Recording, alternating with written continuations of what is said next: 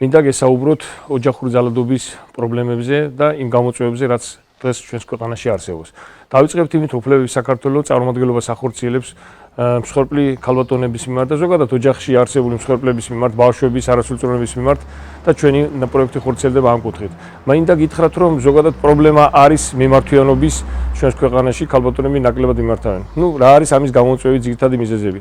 ხშირად არძრომენ მხარდაჭერას იმ ადამიანებისგან, რომ ისინი დაუდგებიან მოწმეებად, დააფიქსირებენ იმ თავიანთ პოზიციას, რომლებიც შეესწნენ ძალადობის ფაქტს და ხშირად ხდება, რომ ადამიანები მარტო რჩებიან.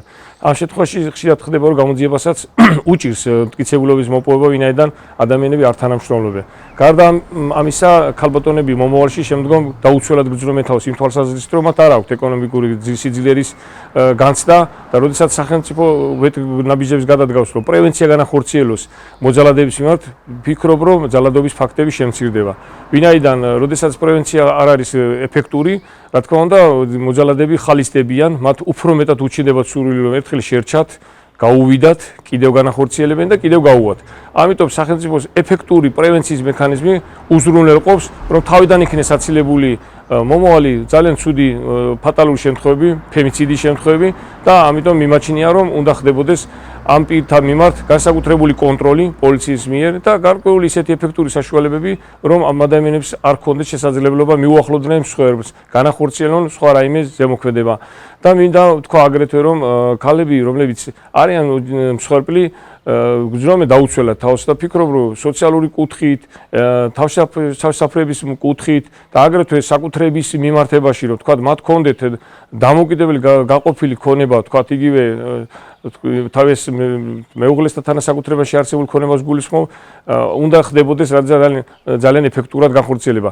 მაგალითად, მინდა გითხრათ, რომ ასეთი საქმეები სასამართლოში ხშირად სამოქალაქო დავის საქმეები ხშირად ძალიან ჭიანურდება და ადამიანები ხშირად აზრსაც კარგავენ მიმართვისას.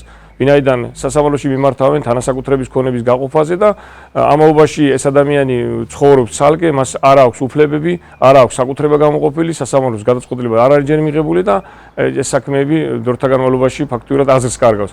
მე ვთვლი, რომ უნდა არსებობდეს ქალთა მიმართ სახელმწიფოს მიერ განსაკუთრებული თანადგომა, მაგალითად, იგივე დასაქმების კუთხით, ამ მსხვერპლი ქალბატონების მიმართ, გარკვეული სოციალური დაცვის კუთხით და აგრეთვე უნდა არსებობდეს კიდევ მოძალადე მამაკაცების მიმართ განსაკუთრებული პრევენცია, ეფექტური მექანიზმები, რომელიც უზრუნველყოფს იმას, რომ თავიდან იქნეს აცილებული სავარაუდოდ მომავალში ისეთი შემთხვევები, რომელიც ჩვენთვის ძალიან სამწუხაროა და ამ ბოლო დროს ჩვენს ქვეყანაში არის უფრო გახშირებული.